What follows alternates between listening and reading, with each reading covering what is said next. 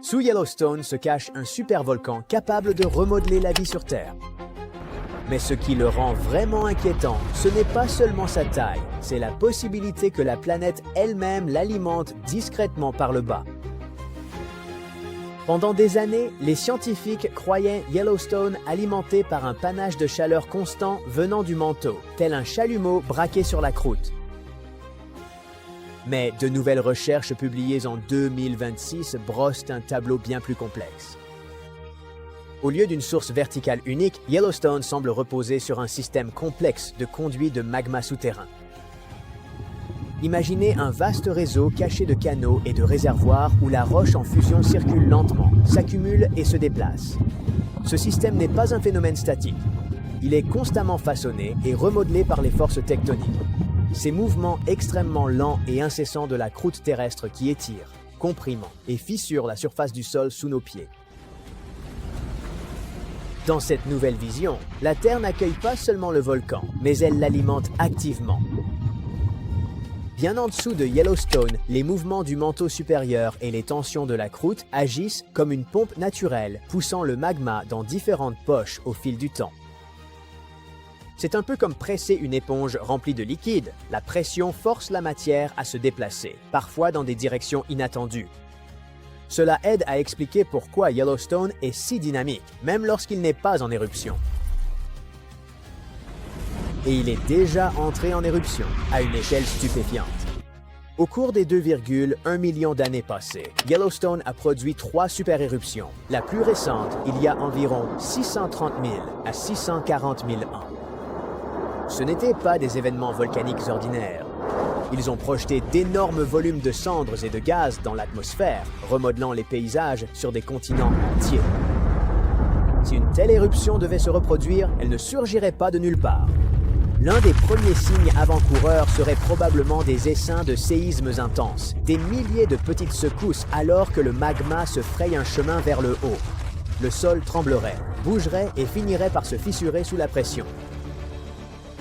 Les conséquences pourraient être mondiales. Les cendres pourraient se propager sur de vastes régions en quelques jours, obscurcissant le ciel et étouffant l'agriculture. La lumière du soleil serait partiellement bloquée, refroidissant la planète et pouvant déclencher un hiver volcanique. Les récoltes pourraient être perdues. Les chaînes d'approvisionnement pourraient s'effondrer. Les effets se feraient sentir bien au-delà de la zone d'éruption. Et pourtant, Yellowstone n'est pas sur le point d'exploser aujourd'hui.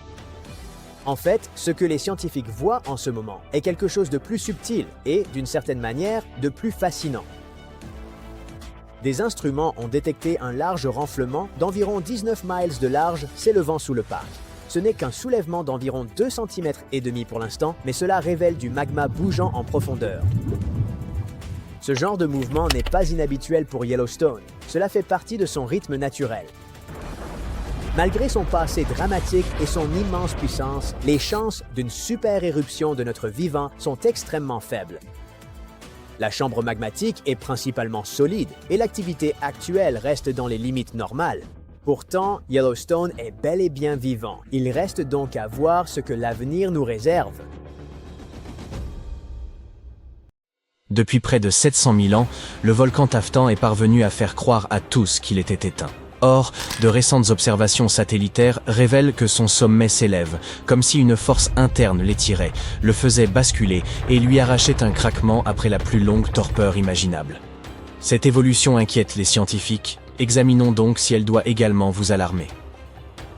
Les volcans peuvent se réveiller lorsque des séismes les secouent ou que des tempêtes perturbent les eaux souterraines. Pourtant, les chercheurs ont vérifié. Aucun séisme majeur ni précipitations intenses n'ont été relevés dans le sud-est de l'Iran où il se situe. Il faut donc attribuer ce mouvement à une pression de gaz ou de magma. C'est comparable à une canette hermétique qui chauffe de l'intérieur. Bien avant le moindre sifflement, la pression augmente en silence, guettant une faille. Voilà pourquoi l'activité du Taftan constitue un signal d'alerte. Toute variation de pression traduit une dynamique interne nouvelle. De surcroît, la source de cette pression se trouve à seulement 5 à 600 mètres de profondeur, ce qui est relativement faible pour un volcan. Lorsqu'elle est aussi proche de la surface, elle peut provoquer de petites explosions de vapeur ou de gaz, même sans émission de lave. Ce phénomène, appelé éruption phréatique, survient lorsque l'eau souterraine est chauffée si brutalement qu'elle explose à la manière d'un autocuiseur pressurisé à l'extrême. Dans les films hollywoodiens, les éruptions prennent souvent l'apparence de torrents de lave poursuivant les habitants. Mais les explosions de vapeur relèvent d'une toute autre nature, discrète et imprévisible. Un instant, tout paraît paisible, et l'instant suivant, roches et vapeurs brûlantes sont projetées dans les airs, comme si la Terre expulsait une décharge d'énergie comparable à celle d'un moteur à réaction. C'est ce scénario que redoutent les scientifiques pour le taffetant. La lave n'est pas nécessaire pour provoquer des dégâts. Une explosion de vapeur peut projeter des blocs de la taille d'une voiture et envoyer des panaches de cendres à plusieurs kilomètres d'altitude. Même si vous ne résidez pas à proximité de l'Iran, le taffetant ne constitue pas un simple enjeu local. Les volcans émettent des gaz que les vents transportent, et celui-ci libère, en période d'activité, d'importantes quantités de soufre.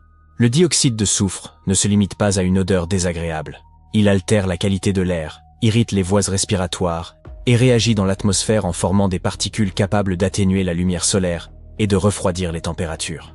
Ainsi, des pays voisins peuvent en subir les effets sans jamais apercevoir le volcan. Si une explosion phréatique projette des cendres à haute altitude, celles-ci pourraient se dériver vers les couloirs aériens internationaux comme des confettis volcaniques indésirables. Même des éruptions modestes peuvent entraîner des répercussions en chaîne. Songez à l'éruption de l'Eyjafjallajökull en 2010, qui avait paralysé le trafic aérien transatlantique. Ici, un simple panache de cendres infiltrant les grandes routes aériennes pourrait immobiliser des vols à travers le Moyen-Orient, l'Asie du Sud et au-delà. Les gaz volcaniques, eux, ignorent les frontières. Ils se dispersent, se mêlent et se déposent là où les vents les conduisent. Tout cela peut sembler inquiétant, mais l'on pourrait penser que les capteurs modernes permettraient d'anticiper une éruption. En réalité, ce n'est pas si simple, car le taffetant se situe dans une zone reculée. L'installation de stations de surveillance y est complexe, coûteuse et, jusqu'à récemment, jugée inutile puisque le volcan était considéré comme éteint. À l'heure actuelle, ce sont donc principalement les satellites, et non les instruments terrestres, qui assurent le suivi. Or, si les satellites offrent une vision globale, les capteurs installés sur le terrain apportent des données bien plus précises. D'où l'importance de sa reclassification. Passer du statut éteint à celui de dormant implique une surveillance continue, indispensable pour ce type de volcan. Lorsqu'un volcan est déclaré éteint, les États n'investissent ni dans des plans d'évacuation, ni dans des cartes de risque, ni dans des dispositifs de suivi. La révision du statut du taffetant a contraint l'ensemble des acteurs, des autorités locales aux chercheurs internationaux, à reconnaître son danger. Cela implique de se préparer aux retombées de cendres, aux émissions de gaz, aux éruptions soudaines, ainsi qu'à l'incertitude à long terme. Et si ce réveil n'était pas passager, mais annonçait le début d'un nouveau cycle d'activité? À plus longue échéance, le taffetant pourrait retrouver son calme, ou s'engager dans une phase d'activité accrue. Les volcans ne suivent pas un calendrier humain. Une période dite courte peut s'étendre sur quelques jours comme sur plusieurs années. L'élévation de son sommet suggère possiblement un mouvement magmatique en profondeur, et non une manifestation superficielle. Entre juillet 2023 et mai 2024, il s'est élevé d'environ 1 mètre, phénomène comparable à une inspiration de la Terre elle-même. Or, une inspiration trop profonde finit toujours par être suivie d'une expiration, et, en termes volcaniques, cela n'a rien de rassurant. Pour l'instant, le taffetan inspire, et nul ne sait quand il prévoit d'expirer. Tout cela peut déjà sembler dramatique, mais ce n'est pas tout. Certains des supervolcans les plus grands et les plus puissants de la planète commencent eux aussi à se réveiller. Lorsqu'un tel monstre entre en éruption, ses effets se ressentent à l'échelle mondiale, même à des milliers de kilomètres. Les scientifiques s'en inquiètent, car une super-éruption pourrait survenir plus vite que notre capacité à préparer des réserves, évacuer les villes ou gérer le chaos qui s'ensuit. C'est ce qui rend ces volcans si redoutables, non seulement leur violence, mais aussi le peu de temps dont nous disposerions pour réagir. Si vous résidez à proximité de Naples, vous connaissez déjà un exemple de supervolcan et ses manifestations. Les chaussées se fissurent, de la vapeur s'échappe du sol, le port s'envase et des essaims de séismes mineurs font vibrer les vitres comme un grondement souterrain. Tous ces phénomènes sont liés au champ Phlégraen, une immense caldeira dont la dernière éruption remonte à 1538. Pendant des années, ces signaux ont été interprétés comme des indices classiques d'une remontée magmatique. Toutefois, 2 études récentes, publiées en 2023 et en 2025, ont profondément modifié cette interprétation. Étonnamment, elles ont même introduit une nuance d'espoir en dépit du danger. L'étude de 2023 s'est penchée sur le dioxyde de carbone, un gaz généralement émis lorsque le magma devient actif. Dans les champs flégréens, les niveaux de CO2 ont grimpé après 2005, pour atteindre environ 4 à 5 000 tonnes par jour, ce qui suggérait une remontée rapide. Cependant, l'analyse d'autres gaz, tels que l'azote et l'hélium, ne correspondait pas à cette hypothèse. Il est alors apparu que cet excès de CO2 ne provenait pas du magma en mouvement, mais de fluides extrêmement chauds en profondeur, qui cuisent les roches environnantes et libèrent du gaz de manière autonome. L'étude de 2025 a montré que les secousses proviennent surtout d'un réservoir souterrain d'eau et de vapeur scellée. Lorsque ce couvercle naturel retient trop de pression, il se fissure, libère la vapeur et déclenche des secousses soudaines ressenties en surface. Cette hypothèse éclaire aussi un point qui a longtemps dérouté les chercheurs. Les séismes débutent généralement près de la surface avant de s'enfoncer en profondeur, soit l'inverse de ce que produirait une remontée de magma.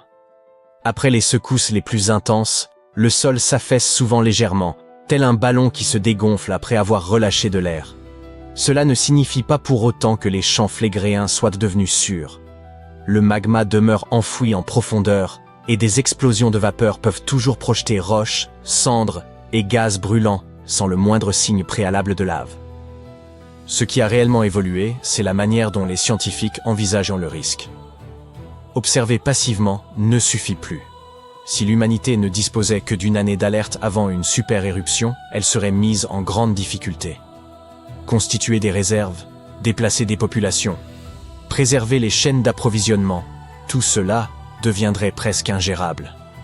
Toutefois, il n'y a pas lieu de céder à la panique, car ces éruptions restent extrêmement rares.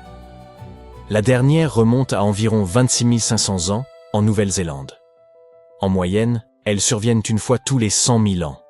Mais, comme on l'a dit, la Terre n'obéit à aucun calendrier. Ces événements peuvent se rapprocher, puis laisser place à de très longues périodes de calme. Au cours des 100 000 dernières années, 2 super-éruptions majeures ont marqué la planète. Il y a environ 74 000 ans, le volcan Toba, en Indonésie, est entré en éruption avec une telle violence qu'il a dispersé des cendres à travers l'Asie, refroidi le climat mondial, et peut-être poussé les premiers humains jusqu'au bord de l'extinction. Puis, vers 26 500 ans avant notre ère, le volcan Taupo, en Nouvelle-Zélande, a déclenché une éruption recouvrant d'immenses territoires de cendres et remodelant durablement le paysage. La possibilité qu'un tel événement survienne plus tôt que prévu demeure réelle, et c'est précisément cette incertitude qui empêche les scientifiques de dormir. Arrêtez-vous un instant et observez le sol sous vos pieds. S'agit-il d'une rue tranquille, d'un terrain de basket bien plat, ou peut-être d'une paisible étendue agricole? Vous vous sentez sans doute à l'abri, puisqu'aucune montagne gigantesque et fumante ne se découpe à l'horizon. Pourtant, ce sentiment de sécurité est illusoire. Oui, bien sûr. Yellowstone, le Vésuve ou le mont Fuji sont les vedettes du monde géologique. Des colosses qui dominent l'horizon, et parfois explosant spectaculairement. Mais qu'en est-il d'une menace dissimulée, qui ne ressemble même pas à un volcan? Elle demeure invisible, silencieuse, et des milliers de ces pièges parsèment la planète, tapis sous les fondations mêmes de nos plus grandes villes. Les savants les nomment champs volcaniques monogéniques. Pour un regard non averti, ils n'ont rien de volcan. Ils prennent l'apparence de collines anodines, de plaines étendues, voire de jolis lacs. Pendant des décennies, leur petite taille les a relégués au second plan. Pourtant, de nouvelles données indiquent que ces systèmes discrets pourraient être bien plus dangereux qu'on ne l'imaginait. Et contrairement aux grands volcans qui grondent pendant des semaines avant d'entrer en éruption, ceux-ci excellent dans l'art de la surprise. Accrochez-vous. Pour saisir le danger, il faut examiner la plomberie interne. Un volcan classique fonctionne comme une simple cheminée. Une chambre magmatique centrale alimente un conduit principal menant à la surface. Éruption après éruption, la lave sort par la même bouche et finit par édifier un vaste cône au fil des millénaires. Les champs monogéniques, eux, ne respectent aucune de ces règles. Ils n'érigent pas de montagnes et ne réutilisent jamais le même conduit. Au lieu d'une cheminée, imaginez plutôt un pare-brise fissuré. Le magma, enfoui en profondeur, explore toute faiblesse de la croûte sur une vaste zone. Il remonte, fracture la surface, produit une unique éruption, souvent violente, puis s'éteint définitivement. Lorsqu'une nouvelle remontée se produit, elle n'emprunte pas l'ancien évent. Elle ouvre une fissure ailleurs, 10 ou 20 kilomètres plus loin. Cela signifie qu'il ne suffit pas de surveiller une seule montagne. Toute la région devient potentiellement dangereuse. Comme chaque volcan n'entre en éruption qu'une seule fois, le paysage peut se révéler trompeur. Vous pourriez passer chaque jour devant le site d'une ancienne explosion sur le chemin du travail et n'y voir qu'une simple butte.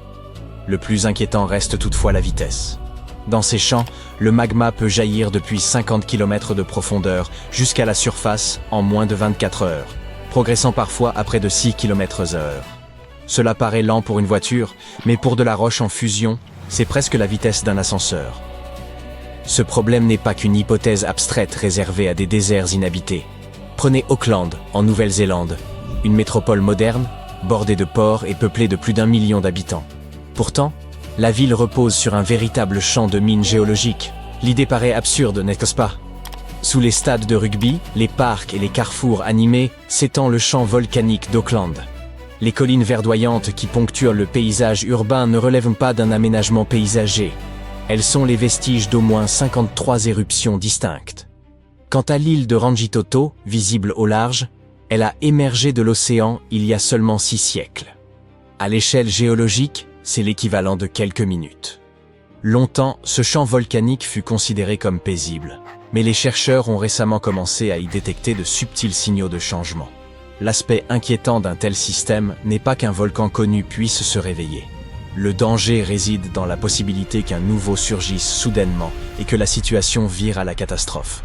Une bulle de magma peut remonter silencieusement sous une usine, un échangeur autoroutier ou un quartier résidentiel. Il n'existe aucune zone véritablement sûre, car la menace se répartit sur l'ensemble de la carte urbaine. L'histoire fournit d'ailleurs un exemple de la rapidité à laquelle ce scénario peut se produire. En 1943, un agriculteur nommé Dionisio Pulido labourait son champ de maïs au Mexique, non loin de Mexico. C'était un mardi ordinaire. Soudain, la terre se fissura juste devant lui. Une fumée sifflante s'en échappa, dégageant une odeur d'œuf pourri. En moins de 24 heures, cette petite fissure au milieu d'un champ se transforma en un volcan en pleine activité, haut de 50 mètres. Une semaine plus tard, il atteignait déjà 152 mètres. Ainsi naquit le Paricutin. L'éruption détruisit 2 villages entiers, ne laissant émerger de la lave solidifiée que le clocher de pierre d'une église.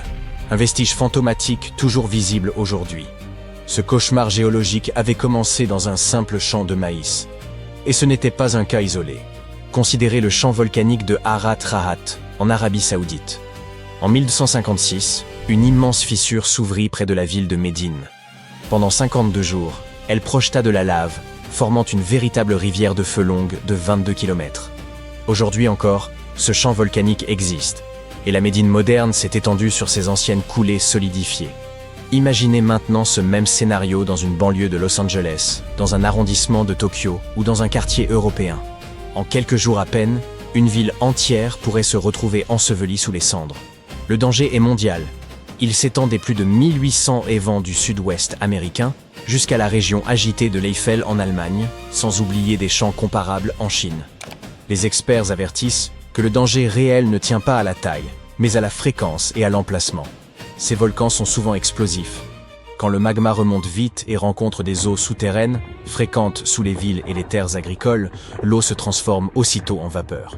Cela provoque une éruption phréatomagmatique. Au lieu d'une coulée de lave lente que l'on peut fuir, le sol agit comme un coup de fusil. Une énorme colonne de cendres et de roches est projetée dans l'atmosphère. Dans notre monde moderne, c'est la recette du chaos.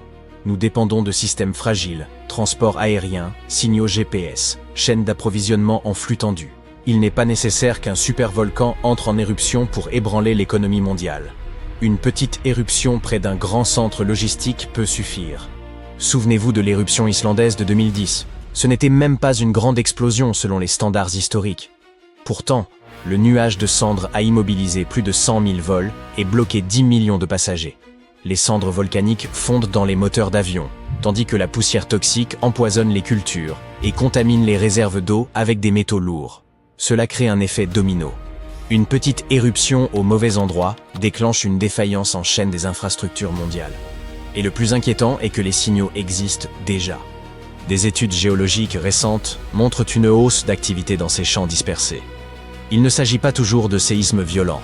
Souvent, c'est le bradyséisme, une lente respiration du sol. Nous avons évoqué l'Eifel en Allemagne, où les données GPS indiquent que le terrain s'élève d'environ 1 mm par an. Cela semble infime, mais pour les géologues, c'est un vrai signal d'alerte. Les chercheurs détectent de légers gonflements de la croûte et d'étranges pics d'émissions de dioxyde de carbone dans des zones censées rester calmes. Le magma bouge. Mais ces systèmes sont très étendus, et leur surveillance est un cauchemar. Yellowstone possède de nombreux capteurs. Le Vésuve est surveillé en permanence. En revanche, presque personne n'observe un coin de désert en Arizona ou un sol forestier en Allemagne. Ces volcans invisibles restent peu étudiés. Nous manquons de données de référence pour savoir si une secousse vient d'un camion ou annonce un événement du type Paricutin. Ce manque de données signifie que lorsqu'une éruption débute, les autorités pourraient n'avoir presque aucun avertissement. Dans un volcan polygénique, la montagne gonfle durant des mois. Dans un champ monogénique, le magma peut jaillir du manteau profond jusqu'à la surface en quelques heures. Au moment où l'ordre d'évacuation est rédigé, la lave pourrait déjà percer la chaussée. Le cauchemar logistique est facile à imaginer. Une ville sans histoire volcanique reçoit soudain une alerte. Une bouche éruptive se forme en plein centre-ville. Cela paraît impossible. Les habitants tardent à fuir. Ils sortent leur téléphone pour filmer la fumée. Puis, les explosions commencent. Les cendres plongent la zone dans l'obscurité. Les réseaux électriques cèdent lorsque les cendres humides provoquent des courts-circuits dans les transformateurs. Les routes sont bloquées. Ce scénario n'a rien de fictif. C'est exactement ce que prévoient les modèles de risque pour des zones comme le champ volcanique d'Oakland ou certaines parties de la ceinture volcanique transmexicaine. Nous bâtissons des villes toujours plus denses au-dessus de véritables mines géologiques. Cela ne signifie pas qu'il faille creuser des bunkers, mais plutôt changer de perspective. Nous avons tant redouté les volcans célèbres que nous avons négligé les silencieux. La Terre est un moteur vivant et mouvant qui ne se soucie ni des limites de propriété, ni des frontières urbaines. Les chercheurs réclament désormais de meilleurs réseaux de surveillance, employant des satellites pour détecter la moindre déformation du sol dans ces champs plats et discrets.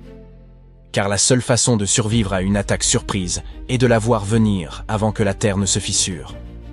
Le calme apparent à la surface ne signifie pas toujours que tout soit tranquille en profondeur. La Terre garde encore bien des secrets, et certains attendent simplement le moment opportun pour émerger.